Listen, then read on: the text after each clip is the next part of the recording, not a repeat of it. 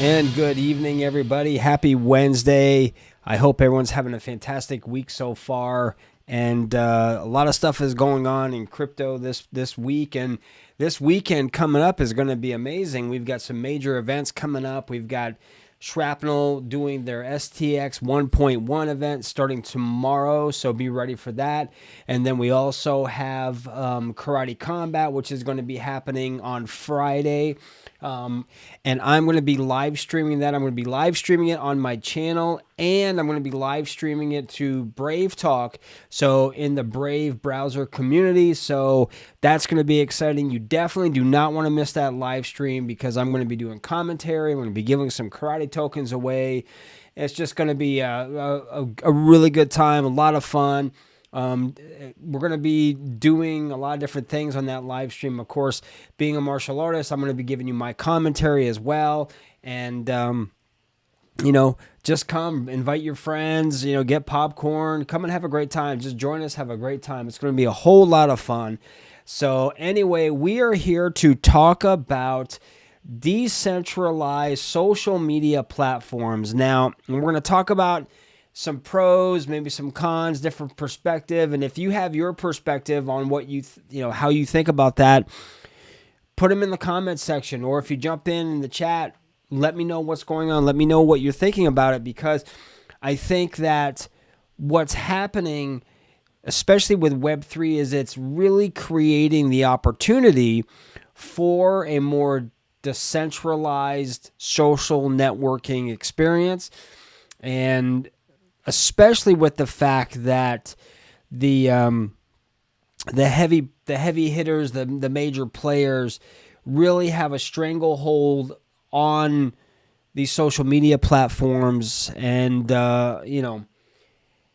you have different ones like Facebook. I'm just gonna say it. Screw it. You have like Facebook. That is like very centralized, very regulated on what you could say, what you can't say, and I think everyone's just getting sick of it. I think people are just getting tired of being at the mercy of these centralized entities. That's why I think a lot of people are going into crypto. It's because we're just getting tired. We're getting tired of the fact that we're being told what to think, told what we can say, what we can't say, what we can do, what we can't do. Now, obviously, you want to have some parameters. I mean, be a decent human being. Don't talk about hatred, don't hate speech or threatening or, harassment or being like blatantly rude, disrespectful. All those common things that a civilized society or societies should have in place. So with that said, people are sick of, I feel, this is just my opinion, by the way, guys, sick of feeling like they're being treated like children. Well, if you say this, then we're gonna reprimand you. You can't invite that many friends now, and you can't I mean, come on, people. It's the 21st century. You got to get with the times.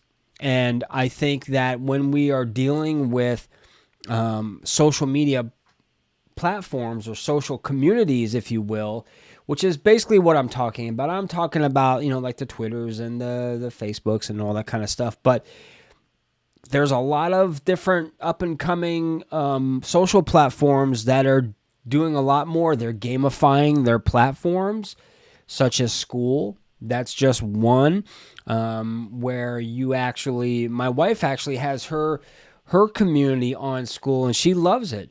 It's gamified, so you could create courses, and then you can unlock levels, and so there's so much that you can do there, and there's only going to be room to grow. And that's not necessarily a full-on, I would say, like a Web3 environment. It kind of is, but I think we're going to start seeing a lot more specific, like blockchain, decentralized social platforms that are going to be coming, and that's going to make a huge difference. And I think people are going to be we're going to see a mass exodus in how many people are just sick and tired of like the status quo, right? And sick and tired of being controlled, have your data mined, you're being tracked across platforms.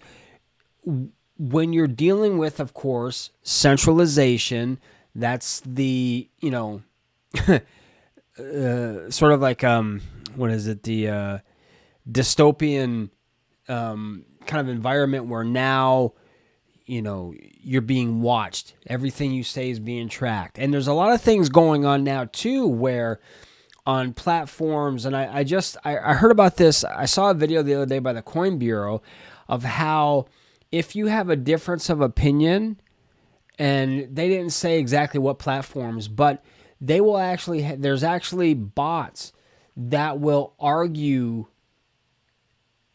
your point. Like you could be arguing back and forth, and it's this artificial intelligence that's you're dealing with, basically stirring the pot. Or, if you say one thing, then contrary to what the belief, you may have people coming in and just, not people, but an artificial intelligence bot coming in, and now you're having an argument with nobody. You're having an argument with yourself, because that's going to become a lot more, I think, prevalent. And so when you're dealing with centralization of any kind, that's a bad thing. You have a central point of power, then you have a central point of failure, where if something happens, everything goes down, right? You have a central government. If that central government collapses, everything else collapses. With a decentralized environment, or with a decentralized environment, now you have, and there could be, and there's some cons in here too, but now you're not being told what to do with an iron fist. There everyone has a piece of it. No, it's no one particular entity has control over this decentralized environment. It's everyone has equal say in what happens. And I think that's a big deal. And it's a lot more loose. It's more progressive, where a lot more things that you can implement. Maybe you can interact, especially in the crypto space. Maybe you can interact with dApps, or you can win crypto, or you can earn rewards in crypto and different things. And you're seeing things like this now to a degree. I'm seeing it a little bit on, for example, and this is a different kind of mindset, but I belong to a Discord group called Block Asset. If you've never checked them out, you really should. Go check them out on Discord, where you can actually, it's more of like it's more for gaming, and that's really what Discord came across anyway, was more for gaming, right? That was really the premise of it. With Block Asset, you can earn, it's called BCT. If you, let's say, for example, you complete quests, you're completing quests, and then you're earning, or you can earn or win, or you have the ability to earn what's called BCT, which I think is like their block asset token, to be redeemed within that platform. Now, you can't take it out. You can't, it's not like normal crypto where you can just transfer it to your software wallet or hardware wallet. By the way, this is my time where I say, if you are not putting your crypto on a self-custodial wallet, you are doing yourself a disservice, and you are setting yourself up for failure, in my non-financial opinion. Get yourself a cold wallet. I'm always going to advocate cold wallets over hot wallets, over software wallets. Software wallets can be hacked, all right? Cold wallets, not so much, right? Because they're not attached to the internet. They're disconnected, right? So there's nothing to hack into. I use Tangent Wallet. Now, Tangent Wallet has a set of 3 cards. They're amazing. If you use my code Dojo, D-O-J-O, you're going to get 10% off your wallet. Check them out. See for yourself. These are I want to say the new kids on the block, but they've got a lot of things going on. And for the rest of this month, you can swap for free, right? So you don't have to pay for swapping fees, okay? So just something to think about. Go check them out, tangent.com. If you want a wallet, get a 3-card wallet. Put in my code Dojo, D-O-J-O. You get 10% off, and tell them I sent you. So anyway, decentralized platforms, I think socially, I think are going to be a lot more fun than what we're experiencing now. You are basically, you are a square, like a square box fitting through a square hole. All right. You either conform to the platform or you don't. Okay. With decentralized anything, but I'm using social platforms. Again, you have more gamified. There's incentives. Maybe you can interact with dApps. There's just so much that you will be able to do that it almost makes sense. And we start getting it to the point of your data is protected. We've seen other social media platforms have court actions against them because they're stealing people's data. They're selling people's data to third parties, right? That's why I highly recommend don't use these old antiquated search engines, right? You have Safari and you have Firefox. They were good for their time, but their time is gone now. So I would highly recommend using, if you value privacy and you value your data not getting stolen, you really need to check out Brave browser. It's free. Download it. You can earn crypto with it too by seeing custom ads that you decide. Again, totally your choice. Not going to tell you what to do, but we are now in a place where with crypto, with Web3, what's going on, these search engines are obsolete. And they of course are mining your data. They are taking your data and they are selling it to third parties. You are being tracked. Everything is embedded, right? Everything is embedded. So if you go here, you're being tracked all through your history of where you're going, what you're doing, what you're seeing. If you think I'm wrong, I tell you what, try this experiment.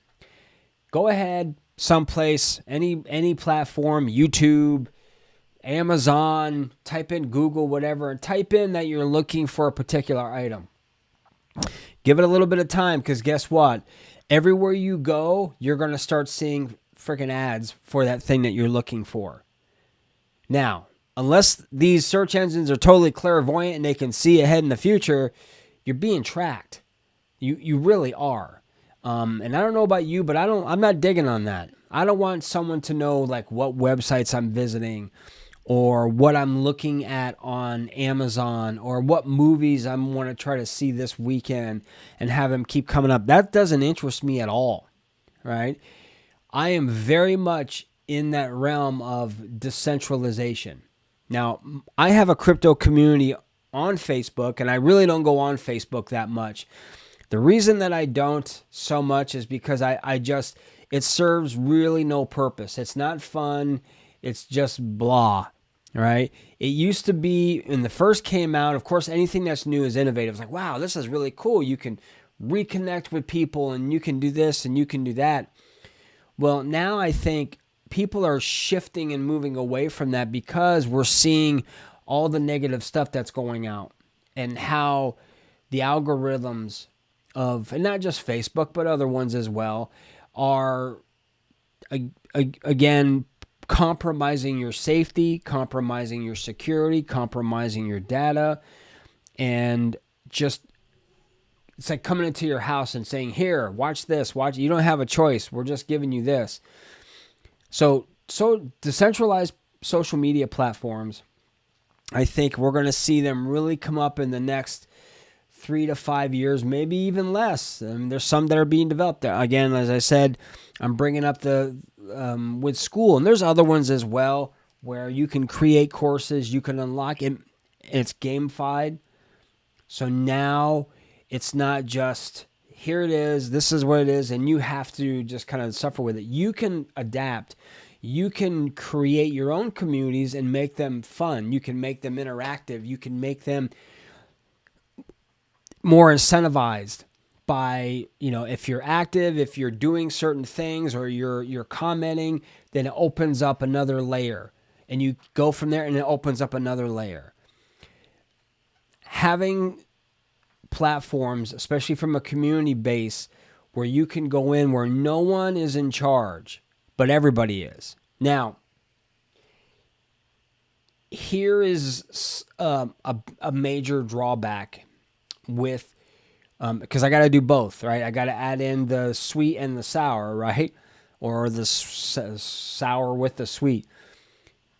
With that, you really got to be careful, because then you don't want it to be the Wild West either. You don't want to be where you have the social media platform that's decentralized and people can say what they want, do what they want. If there's images or content that's absolutely inappropriate, who is going to, and I hate this word, and I'm not going to use it. I'm going to use oversee. Who's going to oversee? Now, I think a way that you can do that is when those are being created, you put in certain, parameters in there, like, hey, it's locked in when you're coding it out. Say, all right, know this, know that. Keeping in mind like major things. Obviously, pornography or abusive language or graphic images or things like that. We are so saturated with that kind of stuff that I don't know about you guys. I don't want to see that, right? Especially if I'm going to be doing a community. It's the last thing I want. My focus is on building my community, having a safe place for them to go. And I'm actually looking right now. I'm trying to find a really good platform that I can steer my communities to, that's actually going to be fun for them, fun for me, right? Because if I'm enjoying it, then they are too. Where I have some flexibility, where I can create courses and I can add incentives and maybe interact with dApps or whatever it is. So that's like one of the drawbacks, and there may be others, but that's the one thing that's popping out. And again, I'm not a coder. That's not my skill set. So I might be saying something that's like, well, Scott, well, of course not, blah, blah, blah. But this is just me talking out loud to you guys because we're friends here, and keeping in mind what we all want to have, right? We want to have our privacy protected. We want to be secure. We want to be in a position where we can interact with each other on a safe environment and not have to worry that what I say is being monitored. That if I, say the wrong thing that the algorithm of that platform doesn't appreciate or agree with, then I get banned or my account gets closed down. And there's times when your account gets shut down and they won't tell you. That to me is bull jive, right? I saw something today on Twitter, or someone had their account shut down for some reason, and they're like, well, we can't tell you what it is. I've experienced that, not so much on social media platforms, but on other things as well. And I'm like, what do you? Well, we can't tell you. What are you talking about? That makes no sense. If you're closing me down, I have the right to know why you're picking on me. Don't pick on me. I'm a nice guy. Why you're actually doing that. Now, the weird thing is a couple months later, after they wouldn't tell me why, actually, I'll tell you, it was on a crypto exchange where they wouldn't allow me to use debit cards to purchase crypto when I had been doing it for years with no problem, no anything. And next thing I know, I go to purchase some crypto with a debit card and it wouldn't let me do it. And I'm like, what is this? This is strange. I had to set up a whole new area, a whole new method. And I reached out to them like 2 or 3 times and they would not tell me why. I couldn't even find out if it was coming from them or coming from my financial institution. Because at this point in time, that's when everyone was cracking down and centralized banks were running for the hills because it's like they didn't want any part of crypto for fear of the SEC, getting up on them. You know what I mean? So, but since then, it's just miraculously disappeared, and I was able to start using, debit cards and stuff again. So, but that's the thing. It's like if you're going to have something like that, when you're in a centralized environment, right, they don't have to tell you a thing. Oh, we're shutting you down or we're closing you down. There's really it's like a private company, right? Oh, I don't have to serve you. Well, why not? What happened? I don't have to tell you. I just, I'm refusing to serve you. And of course, that's their right, of course, if it's a private company and they're owning it. But it would be nice to communicate, hey, this is what has happened. You violated this specific term of this policy or whatever, privacy or whatever. Oh, okay, great. At least give me something. But when they don't give you anything, it makes it tough. So I think there could be a lot better parameters set in place with decentralized platforms where it just makes it so much easier to and more efficient and, quite frankly, a better user experience than these old-time, just prehistoric, unethical data mining companies that are looking to dig in as much information as they can about you.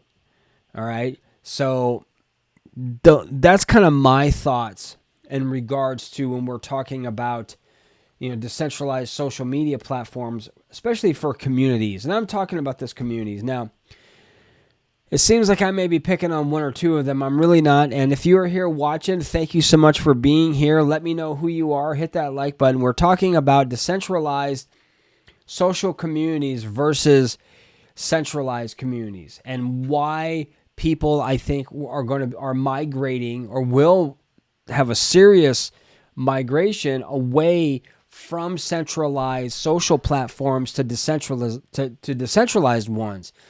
And I've been covering a lot of different areas, and we've been speaking the pros, some of the cons of decentralized, because again, if we go through it with rose-colored glasses, we're not seeing everything else. It's like there was a movie back in the 80s called They Live with Roddy Piper. Love that movie. Cult classic. One of my favorite quotes is, "I have come here to chew bubblegum and kick ass, and I'm all out of bubblegum." Love that quote. Love the movie, but the idea of it is that when you're wearing these special sunglasses, you're seeing like aliens and shit on the planet. I mean, normally if you take the glasses off and you're just walking around, it's like a regular person, right? It's like a regular human. When you put these glasses on, it kind of reminds me of the series in V back in the 80s. Anyway, where now you're putting these friggin' glasses on and you're seeing these like, Mars Attacks looking creatures and stuff. And that's how it is when we get focused in. It's like when we are just concentrating on the good stuff. John, what's happening? Yeah, sorry, John, that's my bad. I'm going to start doing 7:30 on Wednesdays now, but I'm glad you're here because I'm going to go through everything that I talked about with you. So if you're here watching right now, I'm glad you're here. Don't leave because, John, what we're talking about, and if you're coming in late, I don't care. It's one of those things when you're coming to a party, hey, it doesn't matter when you show up, it's just as long as you show up, right? As long as you're there, then, hey, that's the thing. So we're talking about the pros and cons of decentralized social communities, right? Social media platforms versus what we are dealing with now, and why, in my opinion, we're going to start seeing a lot more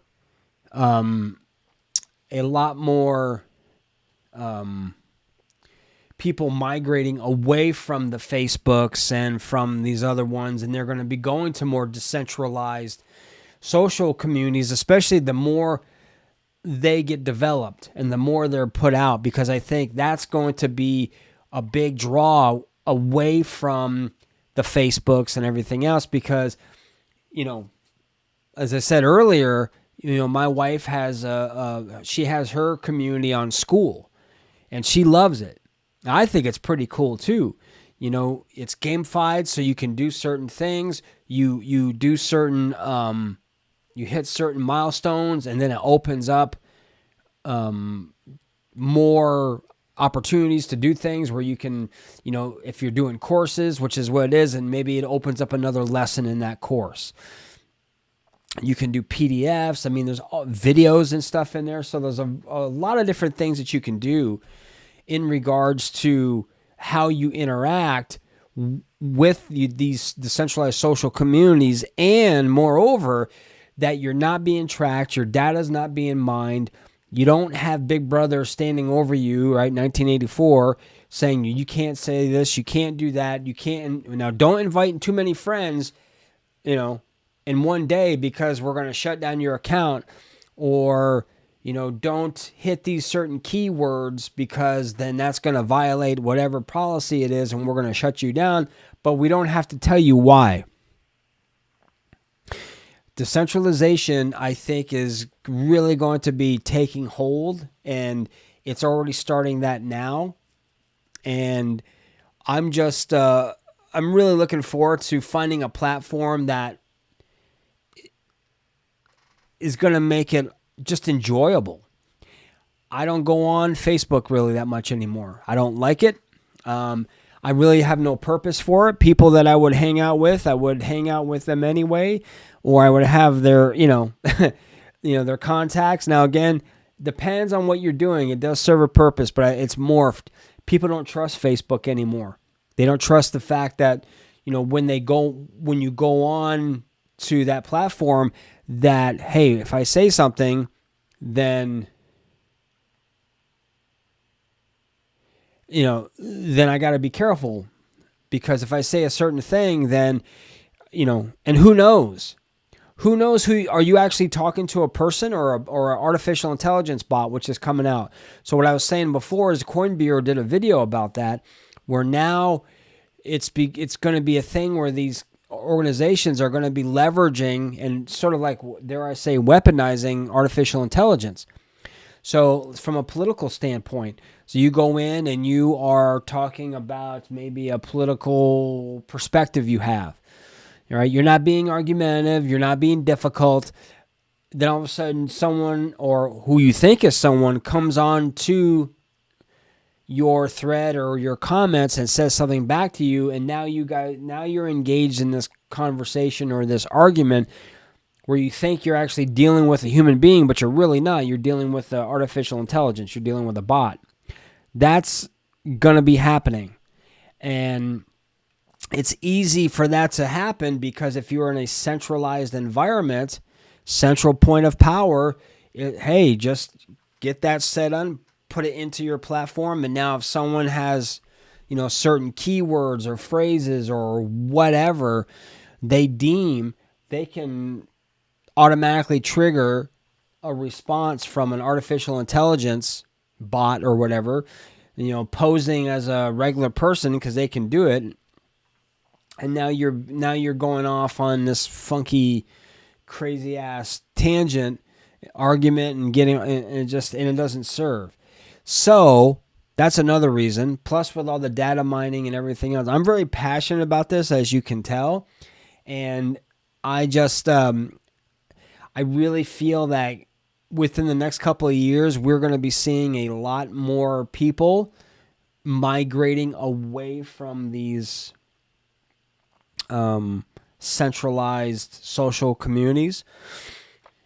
Once we get to that point, now we really don't have, to my knowledge anyway, and if I'm wrong, put it in the comment section, we really don't have a one decentralized platform that's like, that's it. It's like the one ring rules them all kind of thing.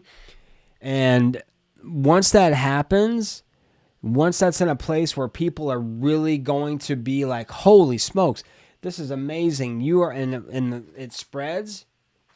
You're going to see people leave, like mass attrition. They're going to fight though.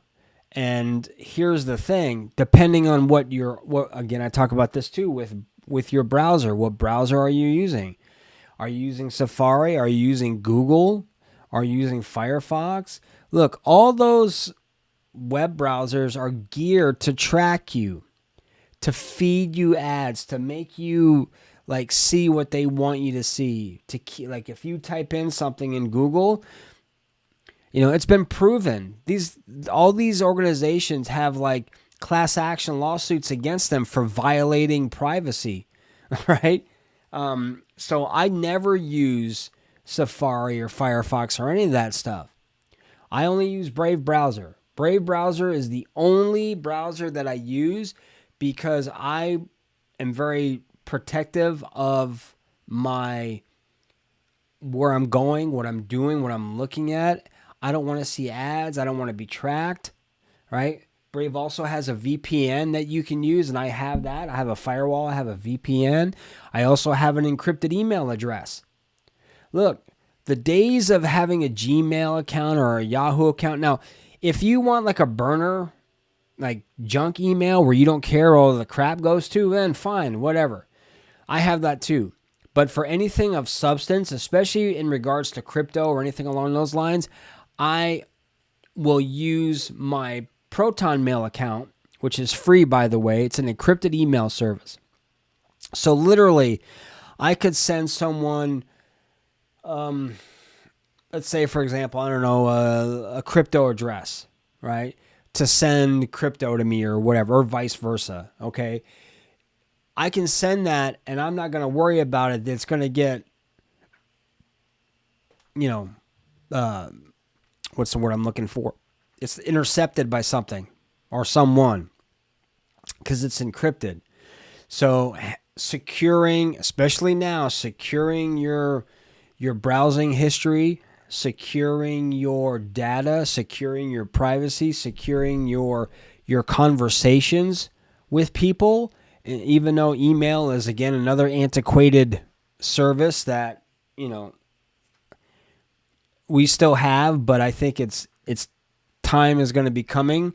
But Even on texting you can be intercepted. All those things can happen. So we have the situation where when you are in control, if you are a central point of power and you are in control, remember that saying, power corrupts and absolute power corrupts absolutely. I think that if once people get a taste, because we're human, right? We're flesh and blood. People get a taste of control and power and money and all this kind of stuff. It becomes an obsession. It becomes like, I have to have this. I need to be in control. And I want it all. It's mine, mine, mine. Where now, here comes the fight, the resistance of, well, let's spread the wealth for everybody, where no one has more power than anyone else. Well, we can't have that because I want to be in control. Centralized banking. Why do you think these centralized banks, these countries that are totally centralized, why do you think they fight so hard? Why do you think they put all these insane rules on crypto and blockchain and all these? Why do you think they're coming up with CDBCs?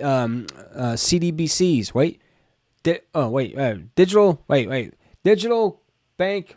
Holy crap! Centralized digital banking currencies, something like that. I'm thinking really quick tonight because they want to hold on. They got the idea. What a great idea! We'll use crypto, but we'll make it digital and we'll make it centralized. When you have that, I mean, people don't realize how frightening these digital currencies, these centralized digital currencies really can be. Think of it. I go out and I can be told by the bank how much I can spend, what I can spend it on. They can cut me off at will. Why do you think the dollar, why do you think cash is really being pushed out of existence? Think about it for a second. Cash, regular dollar bills, all right, are being pushed. What's coming? Digital currencies, centralized digital currencies. They've actually taken the tokens, the cryptocurrencies, and kind of are perverting it for centralized gains, because this, right, 10 years from now, this will be, I think, a relic, because no one's going to carry cash. I hardly carry cash. I'm guilty of it myself. I very rarely ever carry. I only found this, by the way, guys. So, and it's a dollar bill. I remember the days when I used to, 20 years ago, I'd wash my clothes and I'd found a $20 bill. I'm like, yes, right? Nowadays, you've got debit cards, you got credit cards, you've got all these different things where you don't even need wire transfers. You don't even need cash on you anymore, even though cash is still king. But 10 years from now, it's going to be in the museum or he'll be in the Smithsonian. So I'm just I know I went off on a rant here, but this is something that we all need to take very serious. We all need to be paying attention to what's going on. Again, there is a fight going on globally between centralized entities, banks, governments, versus decentralized blockchain technology, cryptocurrency, decentralized finance, spreading the wealth amongst everybody as opposed to the 1%. Okay? So it goes back to anything we're talking about. We're talking about, let's say, for example, for running a business. All right, so here it is. You have, at least when I was doing martial arts, I'm just going to let you in and see how the sausages were made. So in martial arts, the concept was either one. It's either personality-based or systems-based. Personality-based, which is basically You are the figurehead. People see you. You are like, if you went down, so would the business go. That's a personality-based business. All right. Whereas if you have a systems-based approach, which is what I always had, I had a binder. If I wasn't available to, say, do a conference with someone, an enrollment conference, let's say someone wanted to get involved and enroll themselves or a family member or a child in martial arts, and I wasn't available, all I had to do was hand over my enrollment binder to my staff, and they would read. All they had to do was just read everything out. It was a SOP, right? Standard operating procedures. All they had to do was go through that and run. Now, as long as they had a personality, and of course, I was in a position where I was sort of training them, of course, but in reality, if I was scheduled to do a meeting and I'm like, okay, one of my staff, I can't meet, can you do it? Yes, sir, here you go, bang. There's the binder, go through it. It had everything for the people they were meeting with and for themselves. So that is a systems-based approach. When we get into the centralized part of it, now we're getting into the personality base. So now it's one person or maybe two people at the top. Those two people go down, everything else crumbles. That's a single point of failure. This is where major issues happen in pretty much anything. If you have a systems-based approach, and I'm using this word for lack of a better term, that means everybody can be a part of it. It's not for the top. We're like, I'm the only one that can do a conference. I'm the only one that can do this. None of you guys can do it. If it's system-based, everyone knows. All right? Everyone has an idea of what's going on. It's not up to that one person. So for example, if you are running a business again and you had to go away. Now, years ago, my mother was very sick and I had to fly from Hilo, Hawaii to Albany, New York. Long ass flight. Probably about 12 or 13 hours in the air total. All right, now you're dealing with time changes. I had to leave very quick. So I flew out, but I left my staff in charge. Now, they were trained and they knew what to do, of course, but the point being is that if it was just me, nothing would happen. I'd have to shut my business down for a week until I got back. Instead, what happened is my team stepped up, did an amazing job without me there.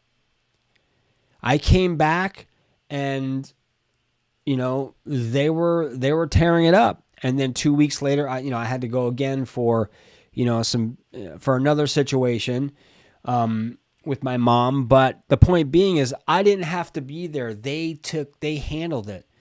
They ran it equally as well as I was. That is the benefit of a decentralized environment. Is now I don't have to worry, you don't have to worry, we don't have to worry about, well, if this bank goes down, I'm done. If this centralized crypto exchange goes down, I'm going to lose everything that's on that exchange and probably not getting back. Versus a Uniswap or another decentralized exchange where no one owns it, where you can just go in anywhere and purchase your crypto and move it out, and it's yours. Centralized crypto exchanges, your money's not yours, and I say this like a broken record over and over and over again. Your money's not yours. It's the crypto exchanges. They can do whatever the hell they want with it until you move it off the exchange and put it onto a wallet, whatever. Self-custodial. Self-custodial, for those of you who are watching, means that you hold the keys. You're signing for it. Not literally signing for it, but if you have to, let's make it easy. If you have a wallet, a crypto wallet, where when you set it up, you have to put in 12 or 24 words or seed phrases. That's a self-custodial wallet. If you have, or I should say, once you get your crypto off the custodial wallet, which is basically a big pool, all right? If you, like, say, for example, you're on a Coinbase, and I have a Coinbase account, and you buy crypto, well, there's really only one wallet for that crypto, and that belongs to the exchange. I talk about this with staking. Oh, yeah, you get 2.5% with Cardano. Yeah, but how much of those staking rewards are you actually receiving? This is where if you have proof of stake cryptos, stake them on a native wallet, a hash pack, hash pack.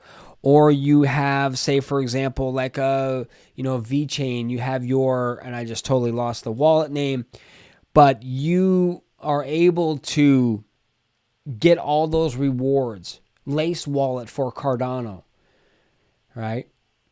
If you're that way, now you're actually helping the project itself, and you're receiving all of the rewards for staking, as opposed to maybe seeing 40% of those rewards because the crypto exchange, has taken the remaining. And if you think I'm wrong, try it. Go take a look. Stake your Cardano. Just do like 5 or 10. Do an experiment. You have to leave it in there for a bit because it takes a while for it to kick in. Put it in there. See how many, and stake it. See how much rewards you actually get. See how much rewards actually come through, and see how much you get. You're going to be like, wow. So unless you're actively trading your crypto, get it off the exchange. No need to keep it there. I know it's nice to go on and look and see, oh, wow, look at our portfolio, especially this past week. We're doing pretty good. But is it really worth it? Is it worth something happening? And it's been proven, doesn't matter how, doesn't matter how big you are, stuff can happen. Get it off the exchanges. Get a cold wallet. I highly recommend a cold wallet. I know John has got Tangem. Good job, right? And if you have friends or family who are in crypto, you know what? For their birthday or just because you're an awesome friend, get them a freaking wallet for $62 if you go to Tangem and you put my code in Dojo. See how I did that there? Right? I'm telling you. Or whatever. If you have a ledger or whatever it is, it doesn't matter. Get it off there. And if you don't have the money for a cold wallet right now, okay, I understand. Then get an Exodus wallet or a Coinbase wallet or a Trust wallet, or there's tons of them out there that you can get. Just go look them up. Do your research though first, so you know what you're getting into. Now I know this live stream sort of shifted gears, but if we come back to it, it all comes down to seeing where centralized communities, centralized banking really is designed for that centralized person or persons to prosper from, not us. A decentralized environment, whatever that environment is now spread out amongst everybody, like profit sharing, if you will. All right. Everyone is going to see the fruits of their labor. Not one person is controlling everything else. That's why if people are like, well, how much Ethereum is being purchased? How much Bitcoin is being purchased? Are big institutional investors coming in? When you have big institutional investors, centralized organizations, coming in and buying a ton of crypto, whatever that is, and then, or known as whales, and then they sell it, you see the price tank. When you have everything spread out amongst everyone, all right, if you have a company that owns 60% of a specific crypto, and I'm just using that as an example, and they decide, you know what, we've reached our threshold, we're going to take profits, woof, and you see that price plummet, there you go. That's why. Whereas if you have millions of people or hundreds and hundreds of thousands of people buying that particular crypto, the likelihood of all them doing it at the same time, unless something drastic happens, all right, unless something like catastrophic within that crypto project occurs, the likelihood of something like that happen is maybe not as high as it would be if you had someone or some organization, a whale institutional investor, come in, buy 60% of whatever's available, or 50% or 30% or 25% of them, and then they decide to sell all that off. You're going to see a price, a price decrease. Or if they come in and the reverse, if they come in and they buy, law of supply and demand, right? So if there's demand is high but the supply is low, prices are going to go up. So if the supply is high, sometimes the demand isn't very low because the people are like FOMO and not FOMO or whatever. So getting back to these decentralized communities,